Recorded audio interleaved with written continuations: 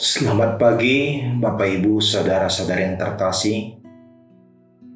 Sebelum kita mendengarkan firman Tuhan, marilah kita bersaat teduh sejenak.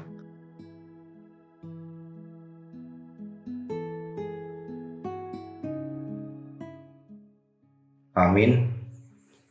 Firman Tuhan yang menyapa kita pada hari ini tertulis di dalam Injil Matius pasal yang ke-6 ayat 6. Tetapi jika engkau berdoa, masuklah ke dalam kamarmu, tutuplah pintu, dan berdoalah kepada Bapamu yang ada di tempat tersembunyi. Maka Bapamu yang melihat yang tersembunyi akan membalasnya kepadamu.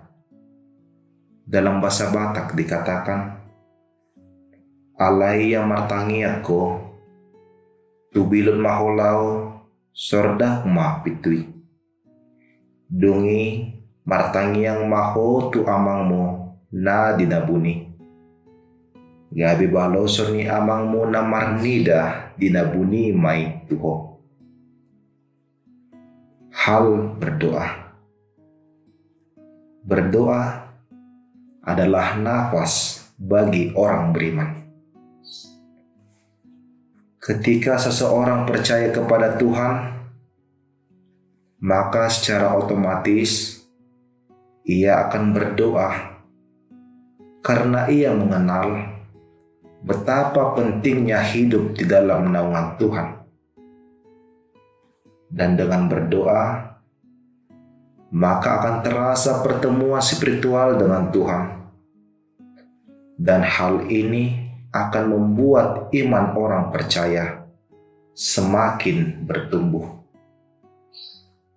Tetapi ketika seseorang tidak lagi berdoa, maka secara perlahan imannya akan pudar dan semakin terkikis.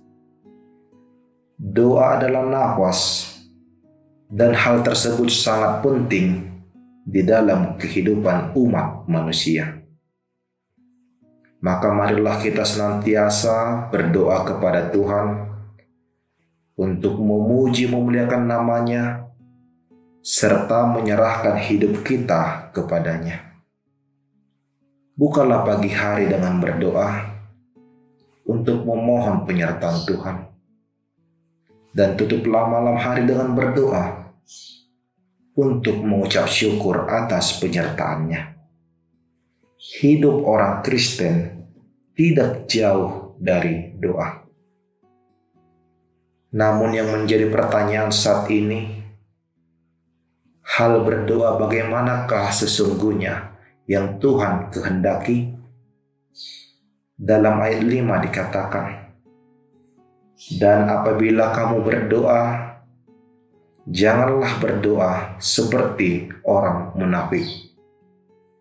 Mereka suka mengucapkan doanya dengan berdiri dalam rumah-rumah ibadat dan pada tikungan-tikungan jalan raya, supaya mereka dilihat orang. Hal yang pertama yang Tuhan kehendaki ketika kita berdoa adalah berdoalah dengan benar-benar di dalam ketulusan hati. Janganlah berdoa untuk mendapatkan pujian dari orang lain. Berdoa bukan ajang unjuk diri pada orang lain, tetapi berdoalah di dalam kesyahduan dengan benar-benar memuji dan memuliakan nama Tuhan. Berdoalah dengan tulus di dalam penyerahan diri kepada Tuhan. Renungan hari ini mengajak kita agar memiliki momen dan ruang tersendiri untuk berbicara dengan Tuhan di dalam doa kita. Muliakanlah Tuhan di dalam doamu dan curahkan semua isi hatimu pada Tuhan di dalam doa. Percayalah, Tuhan akan mendengar setiap seruan di dalam doa kita. Amin, kita berdoa. Terima kasih ya Tuhan Allah Bapa, atas firman-Mu yang mengajarkan kami agar senantiasa berdoa di dalam ketulusan hati. Tuntun kami Tuhan, agar menjadi umat yang senantiasa memuji dan memuliakan Engkau di dalam setiap doa kami. Ya Tuhan, saat ini kami akan memulai aktivitas kami pada hari ini. Engkau yang senantiasa memberkati dan menyertai segala kegiatan kami, agar menjadi saluran sukacita dalam hidup kami.